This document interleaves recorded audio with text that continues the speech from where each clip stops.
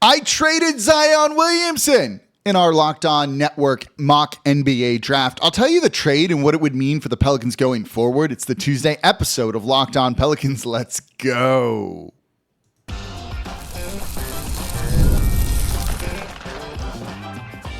You are Locked On Pelicans, your daily New Orleans Pelicans podcast, part of the Locked On Podcast Network, your team every day.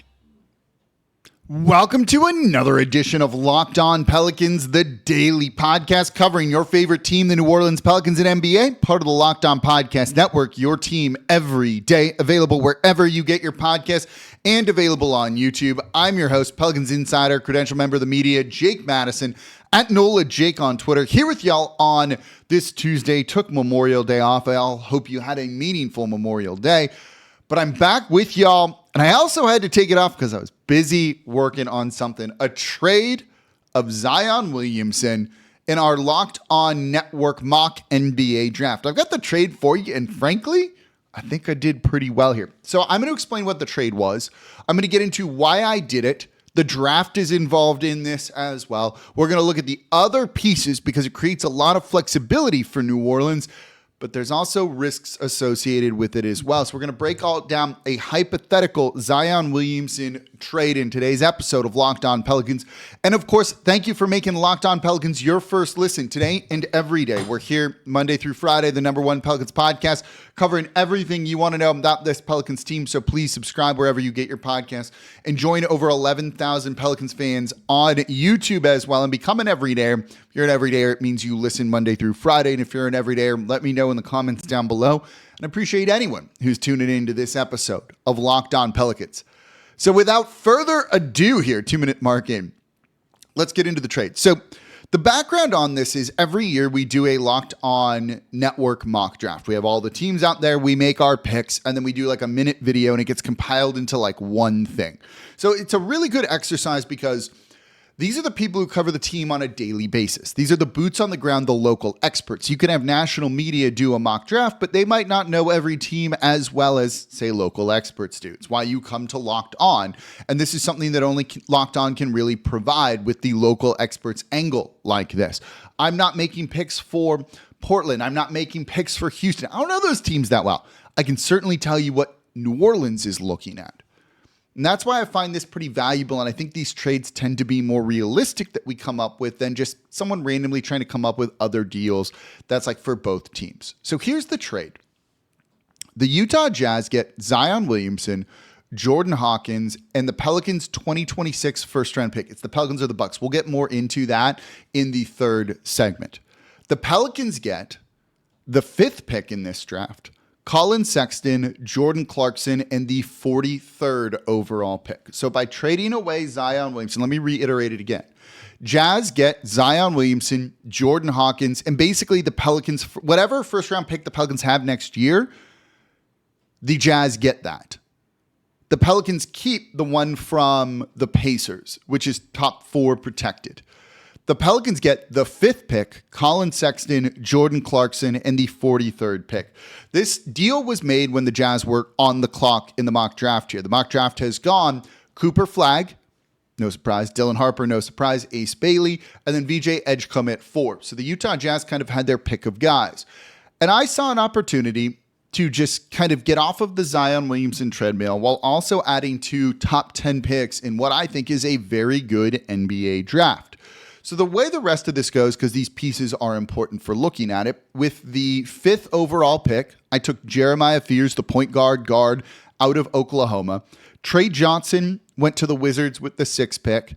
And with the 7th pick, the Pelicans' original pick, I took Con Knipple out of Duke. So this trade, in a sense, is Zion Williamson, Jordan Hawkins, the 2026 first-round pick, for Jeremiah Fears, Colin Sexton, Jordan Clarkson, the 43rd pick. And then it allowed me to kind of just take best player available, in my opinion, with the 7th overall pick.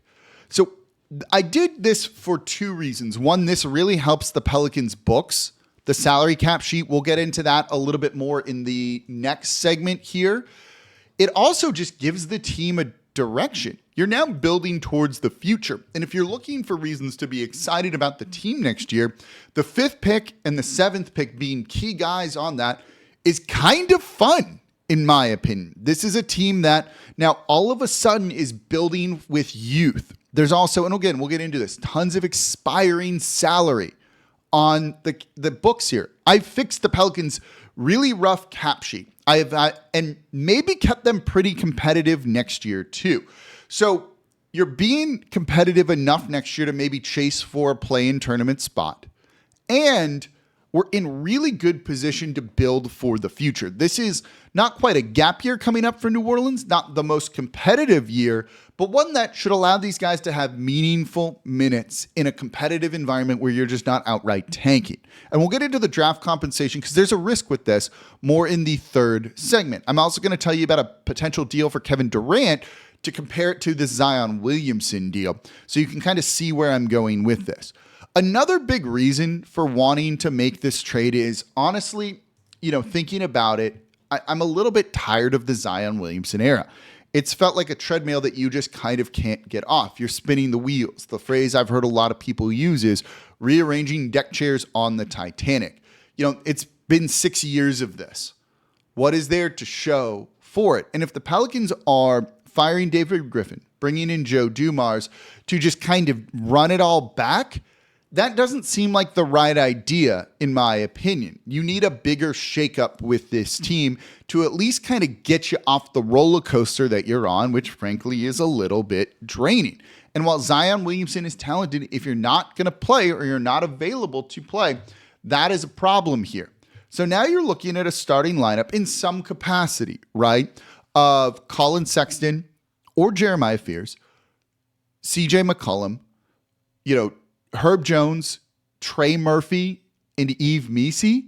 I think that's a team that can kind of take you somewhere. Trey Murphy is all of a sudden the number one guy on a team. You're giving him kind of the keys to the franchise here. You have Con Knippel and Jeremiah Fears coming off the bench. Knippel, you could start to this, and we're not going to get into this today. It gives you, we'll get into it in the next segment when it has to do with Herb Jones.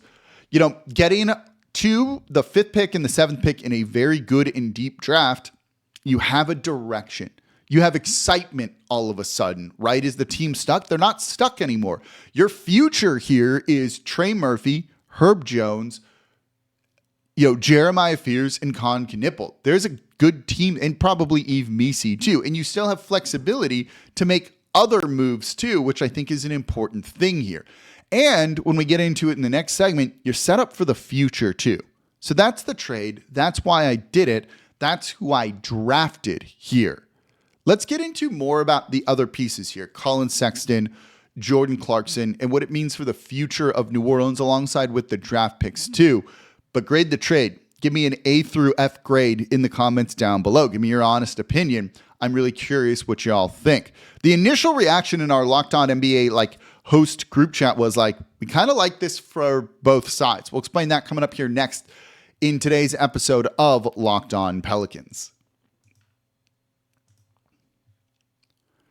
Today's episode of Locked On Pelicans is brought to you by Wayfair. The days are getting longer and weather's warming up and people are spending more time outside, which means it's the perfect time to refresh your outdoor space. So whether you're working with a big backyard or a small balcony, Wayfair has everything you need to make it feel more like you. And Wayfair's massive selection of outdoor essentials makes it easy to transform any space into your ideal summer setup. Whether you want a little conversation area, a dining room table for dinner under the stars, or just good-looking outdoor decor, they've got it all and at prices that fit your budget. So grab a new patio dining set, some string lights from Wayfair to help extend your outdoor space. And they have tons of different styles, so you're going to find something that suits your personality. And one of my favorite parts, delivery is free and hassle-free. Do you have a big truck to go to the big box store, carry that stuff back with you?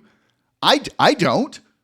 So get it from Wayfair and they're going to deliver it right to your front door, making that even easier. So shop a huge selection of outdoor furniture this summer. Get outside with Wayfair. Head to wayfair.com right now. That's WAYFAIR.com. Wayfair, every style, every home. And thank you for making Locked On Pelicans your first listen today and every day. We're here Monday through Friday, the #1 Pelicans podcast, covering everything you want to know about this Pelicans team, including trading Zion Williamson away.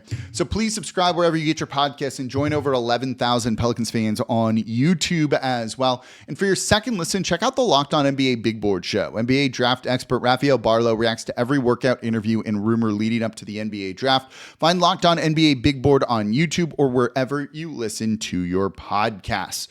So I just traded Zion Williamson in our our Locked On NBA mock draft here. Zion Williamson, Jordan Hawkins, the 2026 first round pick.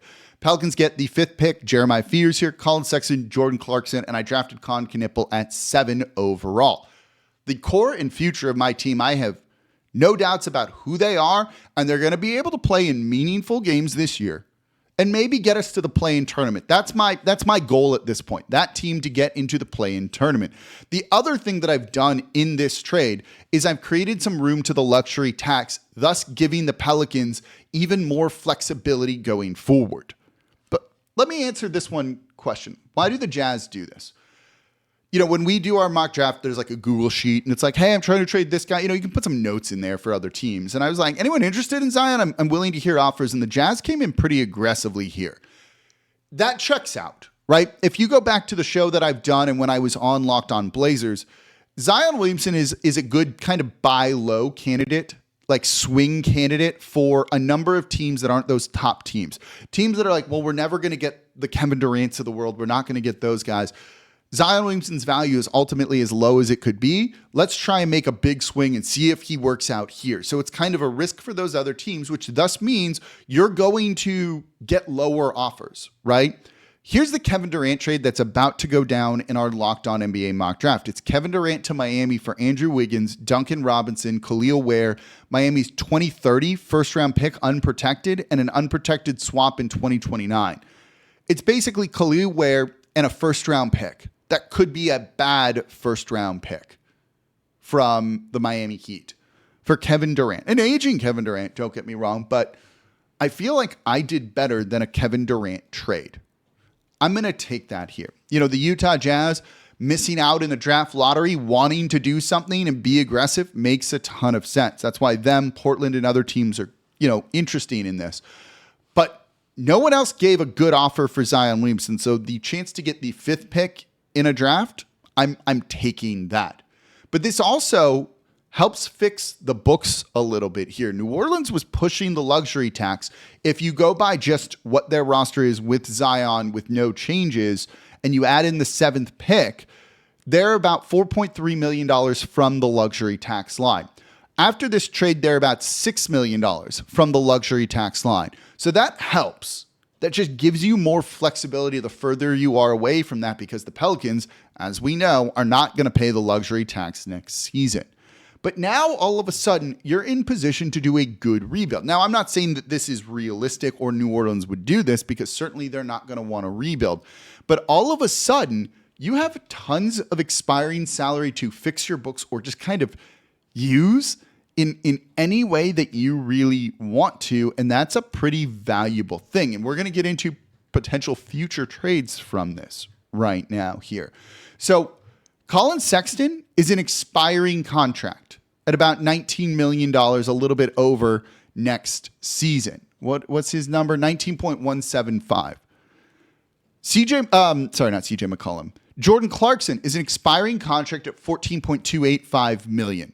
So that's now about $33 million coming off the books.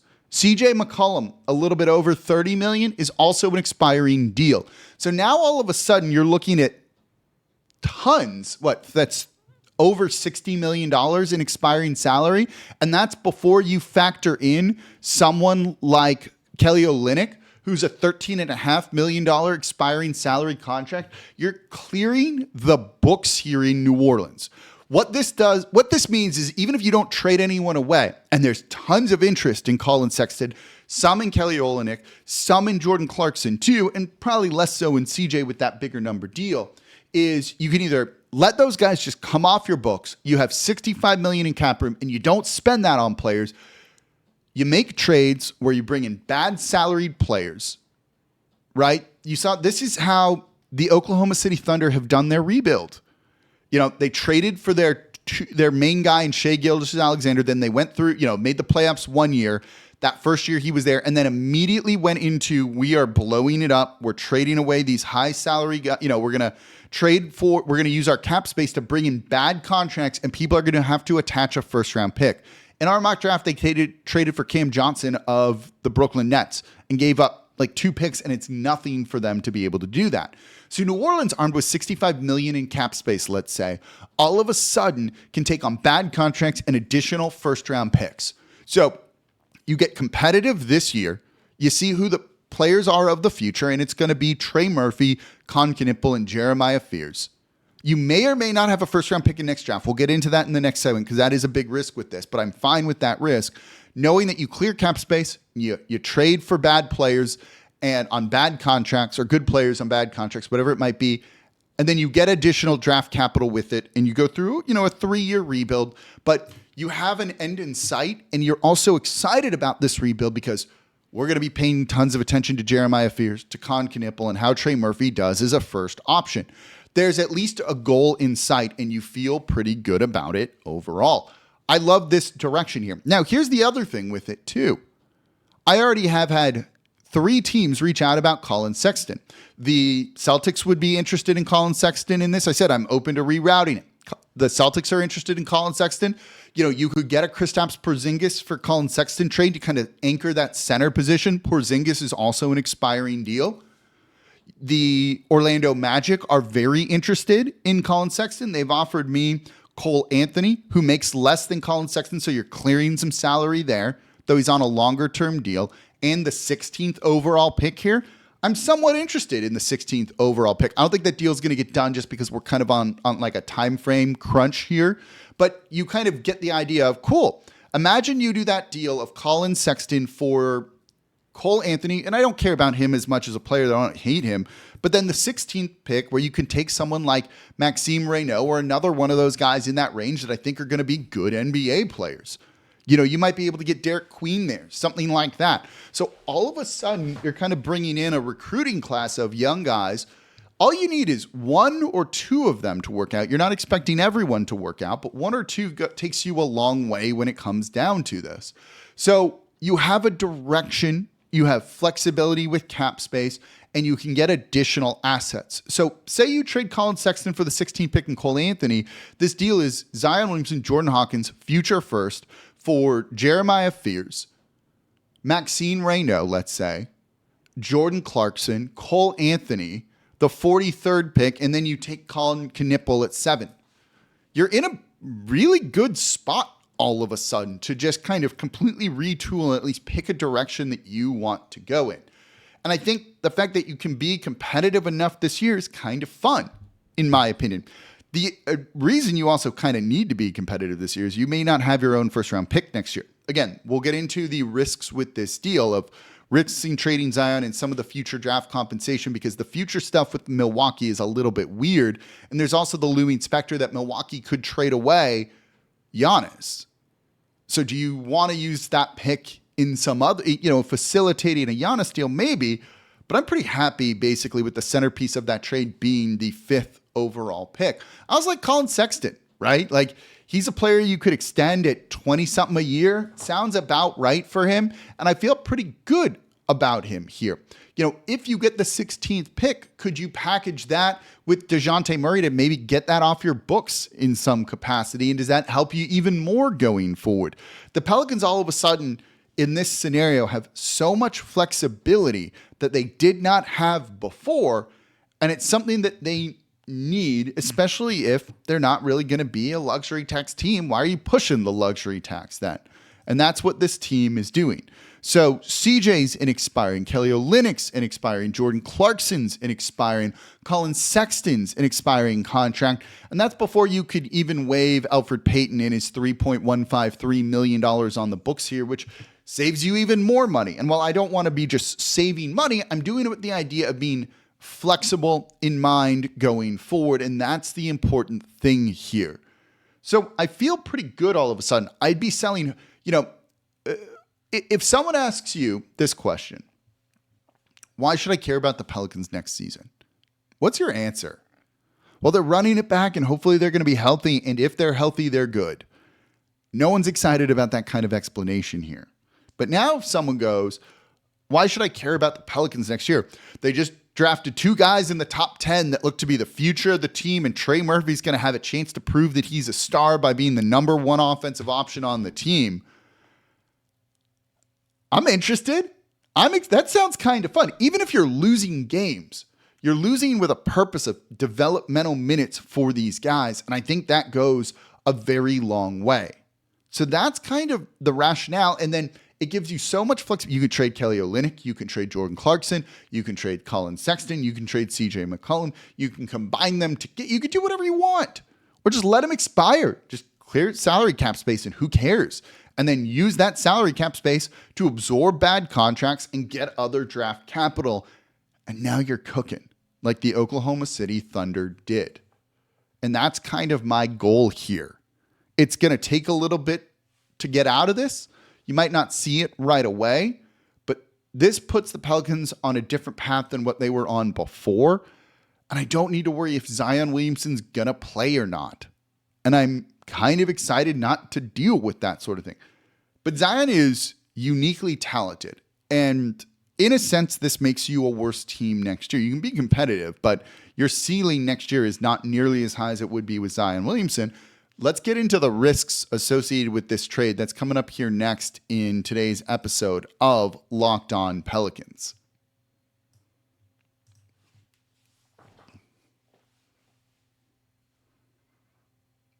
And thank you for making Locked On Pelicans your first listen today and every day. We're here Monday through Friday, the #1 Pelicans podcast, covering everything you want to know about this Pelicans team. So please subscribe wherever you get your podcasts and join over 11,000 Pelicans fans on YouTube as well and become an everydayer. That means you listen Monday through Friday to the Locked On Pelicans podcast. And if you're an everydayer, let me know in the comments down below. And what do you think of the trade? Do you like it? Do you not? Do you hate it? Do you kind of love it? Do you want to keep Zion? Are you all for trading Zion, but you need to find a different deal? Do you think there's a better deal out there than basically getting the 5th overall pick in this draft for him? Let me know in the comments down below. For your second listen, Locked On Saints. The QB battle is heating up all of a sudden. I'm excited to see how that's going to shake out. Go subscribe to Locked On Saints. Make them your second listen today. Ross Jackson covering everything black and gold. Part of the Locked On Podcast Network, your team every day. So I traded Zion Williamson. Truthfully, I wasn't expecting an offer as good as that. And it took some, negotiating to get it. The Jazz wanted to keep the 5th overall pick while also getting Zion. And I was like, I got to get it. Or they wanted to trade me 5 for Zion and 7. And I was like, to move up 2 spots, like trading Zion isn't worth moving up 2 spots. If it meant I could get Cooper Flagg or Dylan Harper, different story, even Ace Bailey. But to move up 2 spots to 5 from 7 just wasn't going to work, let alone the original deal proposed had me taking on $6 million in salary, which would have put the team over the luxury tax. Not interested in that. So kind of given the way the negotiations went, I feel pretty good. I also think you can get a decent enough player at 43 overall in here. Now, while you maybe don't want to bring in that many rookies, 3, potentially 4 if you make another deal, rookies, that's not what you want to do, and that makes sense. But you could also probably turn that 43rd pick into 2 future seconds in some capacity. And the Pelicans need to replenish the amount of second round picks that they have, or draft someone like Johnny Broome. If he was available at 43rd, I'd take him in a second to be a backup backup center for you. So the books kind of get fixed for the Pelicans. After this deal goes through, if you skip next season, go beyond that, right? The most expensive player on the roster is DeJounte Murray at that point, and then it's Trey Murphy. You're not as top heavy as you are here with 3 players making $30+ million and Trey Murphy making 25. Again, the ability to kind of fix the books and create avenues to just improve your team or do different things was rather important to me in this sort of trade. And the fact that I'm very high on, it was really any of the players there. When I look at this deal, at 5 and 7, you're going to get one of Fierce, Knipple, Trey Johnson, Cayman Malawach, Derek Queen, Noah Sengwa, who's someone I really considered with this. You could go with Yakachonis. You could go with Yegor Demin. You can go in any direction here. I really like Maxine Reynaud too. that's a good position to be in where I was like, cool, I can just kind of like pick the players that I want here. And that felt pretty good to do too. And you can sell fans on Fears and Knipple being the future of this team. I think both guys can play right away too, and they can start, they can come off the bench, but they're going to be playing minutes on a team that's trying to compete and win, and I like that. But you are probably a worse team this coming season without Zion Williamson. Your ceiling, at least, is lowered. This team is a play-in tournament team at best and maybe doesn't get there. And that's not going to be fun, I think. With Zion, you have a much better chance of making the playoffs than you do without him. But that's also only if he plays, and that in itself is a bit of a risk. This is also going to be one of those things where if he goes to Utah, has the wake-up call, and becomes the player that he wants to be and plays 70-plus games next year, leads them to the playoffs, you kind of look at this and you're like, oh, maybe that was a mistake. If he goes and becomes an all-NBA guy, you kind of look at that and you're like, oh, maybe that wasn't the right thing to do. So there's a big risk involved with it, with Zion just blossoming elsewhere, and now I'm the GM that's known, what Jake Madison, executive vice president of basketball operations, is going to be, known for is he's the guy who traded Zion Williamson, right? That's not what you want to be known for when Zion's become good. But if Zion continues kind of the trend that we've seen where he doesn't play a ton, this trade looks great all of a sudden. And Utah's willing to take that risk because of how poorly things have gone in the lottery for them, and to be, the lack of ability to kind of rebuild their team in the way that they really wanted to with that blue chip player. So you may as well try and buy low, right? Everyone is saying buy low on Zion, buy low on Zion. I got the 5th pick. I don't think I traded him for pennies on the dollar here. So that to me looks pretty good overall. The biggest risk, in my opinion, with this is the draft compensation going to Utah. And I originally tried to get them to take the Pacers pick next year, which the Pelicans own other than top 4 protected. But look at the Pacers. They're probably going to be good next year. That pick's going to be in the mid to late 20s. Let's say like 22 or later, bottom third of the draft. It's not a great first round pick. And the way that the Pelicans have traded draft picks, say what you want about David Griffin. He was good at weird protections on picks or trading picks twice and things like that. So let me explain. And I have my written explanation as best I understand this, because that pick is a little bit strange. So from the Drew Holiday trade, the Pelicans own outright, not as a swap, but outright, the Bucks 2026 first round pick. So next year. But they traded a first to Atlanta in 2026 in the DeJounte Murray deal. But they didn't specify which pick. The Pelicans are going to have 2 draft picks next year. The least desirable, so the worst of the 2, goes to Atlanta. The Pelicans keep the other one. So what I'm trading here is the Pelicans pick that they get. It's either the Pelicans pick or Milwaukee's pick, whichever is better. If the Pelicans next year are not good, and there's a chance they aren't, you just traded away Zion Williamson, while I think Sexton, CJ, Herb, Trey, Misi can do well with Fears, Knipple, Clarkson off the bench, Jose Alvarado, there's still a risk that you're not going to be great. That pick could land in the top 4. It could be a lottery pick. And now that's going to Utah. And basically through this, the Pelicans don't have a first round pick next year. Maybe the Pelicans make the playoffs, but Milwaukee trades Giannis and sucks. Hold on to that thought here. And so the Pelicans pick goes to Atlanta, but the Milwaukee pick then goes to Utah. That's probably not great. So you're likely not going to have a first round pick next year. Now, this gives the Pelicans every incentive to compete, not tank next year. And after a tanking year, that was unfun. So let's not tank and try and be competitive next year with some young guys too and bring them along. There's also an outside chance, though, that the Pelicans do end up with a pick. What's crazy about this is if the Milwaukee Bucks are bad and the Pelicans are bad and both picks are in the top 4, the Pelicans keep the one that would go to Atlanta. So say you end up with the 2nd and 4th pick. Milwaukee has the 2nd pick. The Pelicans have the 4th pick. The 2nd pick would go to Utah. New Orleans would keep that 4th pick. I don't know. It sounds okay to me in a sense, I think. So there's a chance you still end up with the top 4 pick here in New Orleans. So the counter that people are going to throw out to my trade is, well, that Milwaukee pick's really valuable. Maybe not. If the Bucks don't trade Giannis, that pick's they're going to be in the playoffs. That pick's not going to be great. It's the late 20s. It's early to late 20s, somewhere in there. Probably the mid 20s what it would be, right? So that's where this stands. I don't think they're trading Giannis this offseason unless he demands out. You've heard John Horst, their GM, say like, yeah, it's fine. If we trade him, we're going to ask for everything back to the point where whatever team he would be going to is so decimated by assets being gone that he's going to just look at that and be like, actually, don't trade me. I want to stay here. They're going to play such hardball with Giannis that I don't see a deal getting done this year and try and do one more year of this, then they're going to trade him. So that Milwaukee pick, I'm not really worried about next year. They're going to be fine. They'll be a playoff caliber team. That's about that.